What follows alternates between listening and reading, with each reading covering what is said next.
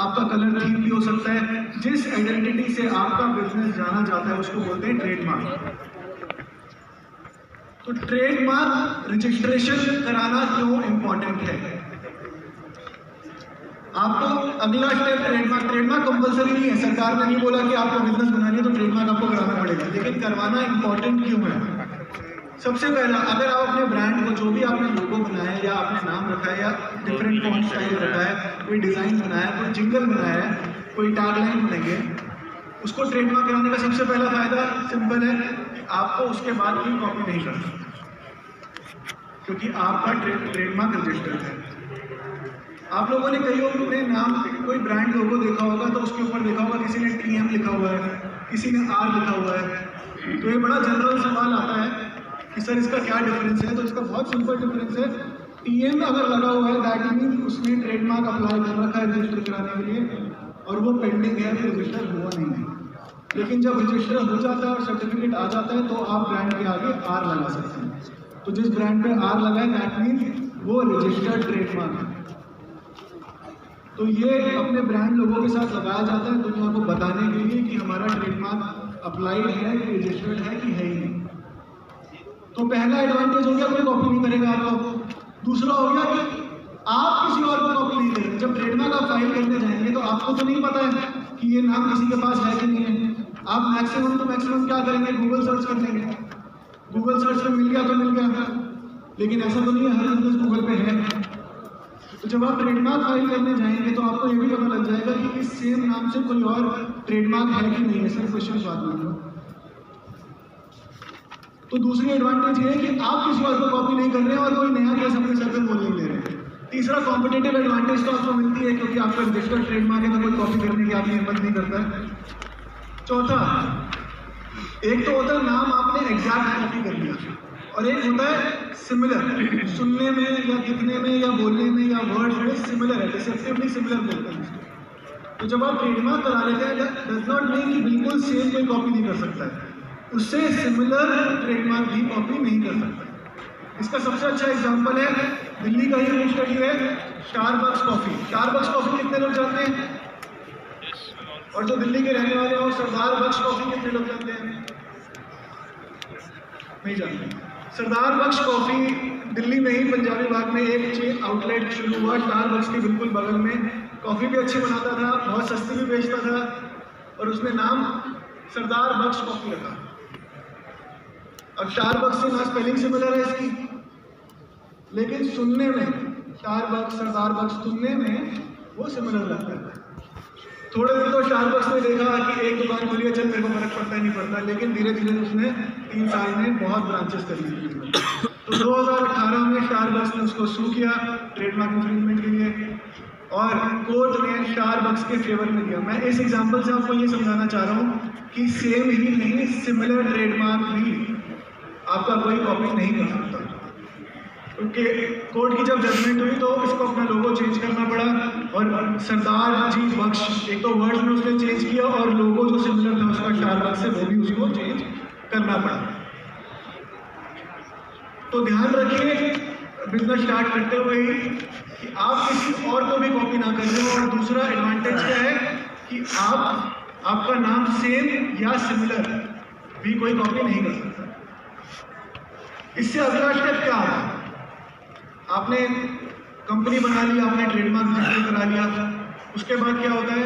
आप अगर डिजिटली अपने डिजिटल प्लेटफॉर्म पर जाने वाले हैं तो वेबसाइट या मोबाइल ऐप बनाते हैं। तो हमारे पास बहुत ऐसी क्वेरीज आती हैं कि सर मेरे दिमाग में आइडिया है उसको कैसे सिक्योर करें, या मैंने सोचा है मैंने ऐप ऐसी बनाऊंगा या वेबसाइट ऐसी बनाऊंगा, बहुत नहीं है मार्केट में, नहीं उसको कैसे सिक्योर करें। तो मैं ये बिल्कुल क्लियर कर दूँ, अगर मार्केट में कोई कह रहा है तो वो गलत कह रहा है, कोई इंडस्ट्री में कह रहा है, कोई लॉयर भी आपको कोई कह रहा है या कोई कंसल्टेंट फर्म आपको कह रही है कि हम आपका आइडिया पेटेंट करा देंगे, तो वो बिल्कुल झूठ है। आपका आइडिया जो आपके दिमाग में है वो पेटेंट नहीं हो सकता। तो मोबाइल ऐप को आप मोबाइल एक ऐप बनाते हैं, उसको सिक्योर करने का क्या तरीका है? वेबसाइट बनाते हैं, उसको सिक्योर करने का क्या तरीका है? क्योंकि जो आइडिया है, जो कंसेप्ट है वो तो हो नहीं सकता, लेकिन जो आपने उसको बनाया, जो UI एलिमेंट से बनाया, जिस सोर्स कोड से उस ऐप को बनाया, उसको हम कॉपीराइट करा सकते हैं। तो उसका स्टेप वाइज मैं आपको तरीका बताऊंगा क्या करना है। पहला जो प्रोसेस और कॉन्सेप्ट है जिस पे आपने ऐप या वेबसाइट बनाई है उसको लिख लें। दूसरा उसकी कोडिंग और यूआई एलिमेंट्स, जितने यहाँ पे डेवलपर्स बैठे हैं उनको जरूर पता होगा कोडिंग और यूआई एलिमेंट्स क्या होते हैं, जिन्होंने ऐप बनवाई है वेबसाइट बनवाई है। कोडिंग और यूआई एलिमेंट्स के जो राइट्स हैं वो ऐप डेवलपर से ले लें। प्रोसेस, कॉन्सेप्ट और जो यूआई एलिमेंट्स और कोडिंग है इन सब को जो रिटर्न फॉर्म में आ जाए उनको आप कॉपीराइट करवा सकते हैं। वो इधर उधर वाला कैमरा। और चौथा जो कोडिंग है और यूआई एलिमेंट्स चेक्स जो शर्ट पहना था पिंक कलर का, ये 3 आदमी बैठे और नीचे हाँ देखा देखिए। अच्छा वो भी दिखा जो मेरे से झगड़ा कर रहा था। हाँ वो भी है बुढ़ा भी। और सिक्योर रहने के लिए, क्योंकि जनरल मार्केट में ये होता है कि आपने यहाँ बनवाई जिससे और आपकी आप अच्छी बन गई तो आपका इसका आधा दिमाग कहीं आधा दिमाग उसी डेवलपर के पास है। तो वो जो राइट्स हैं वो आप ट्रांसफर करा दें थ्रू एन एग्रीमेंट, और अपने डेवलपर के साथ नॉन डिस्क्लोजर एग्रीमेंट जरूर करें। एनडीए जिसको बोलते हैं नॉन डिस्क्लोजर एग्रीमेंट।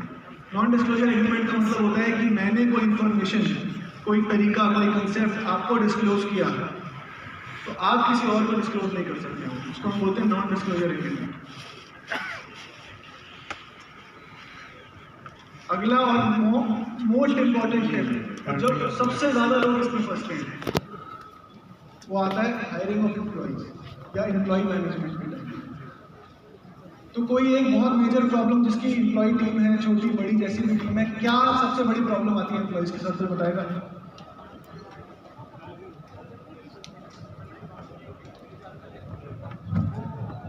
शॉर्ट, बिल्कुल शॉर्ट। अच्छा ठीक है, एम्प्लॉय की डेथ हो गई, उसके बाद कोई कॉमन प्रॉब्लम बताएगा? ये थोड़ी अनकॉमन प्रॉब्लम है इसका मुआवजा देना पड़ा जो कि मैं नहीं करता। सर वो लॉ है, मैं उसको भी आऊँगा। कोई थोड़ी सी कॉमन प्रॉब्लम बताएगा?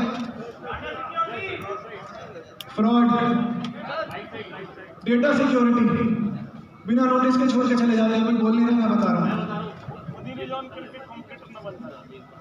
क्वेश्चन बात करूंगा, एक मेरे को हिंट चाहिए कि क्या सबसे बड़ी प्रॉब्लम होती है एम्प्लॉइज के साथ? कॉम्पिटिटर के पास चले जाते हैं, बिना नोटिस के छोड़ के चले जाते हैं। अब इन सब चीजों का क्या सोल्यूशन है? इसका रूट कॉज समझ रहे हैं? अब इन प्रॉब्लम्स का रूट कॉज पता है क्या है? Verbal hiring. वर्बल हायरिंग का मतलब है मुंह जबानी हायर कर लिया आपने, किसी दोस्त के रेफरेंस से आया, किसी के रेफरेंस से आया, आपने मुंह जबानी फटाफट उसको हायर कर लिया कि जानकार है, मेरा दोस्त है, मेरे दोस्त का दोस्त है, मेरे भाई का दोस्त है, मेरे भाई का जानकार है, आपने फटाफट उसको हायर कर लिया। सबसे ज्यादा प्रॉब्लम उन्हीं केसेस में आती है। तो एक गोल्डन स्टेटमेंट है, every cell must be governed by a well written contract. हर चीज रिटर्न में होनी चाहिए। तो सेल का मतलब सिर्फ माल बेचना, माल खरीदना नहीं होता है। जब आप पार्टनर बना रहे हैं तब भी आप एग्रीमेंट कर रहे हैं, वो भी एक सेल है।